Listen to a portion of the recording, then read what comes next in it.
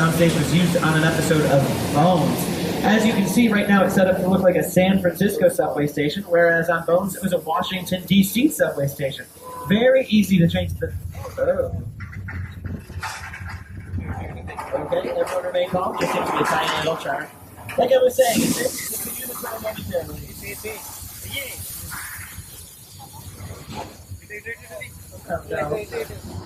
Oh no, this is not a medium, Trevor, you guys. This is it. This is the big one. If you're here with a loved one, now would be a very good time to forget them and save yourself.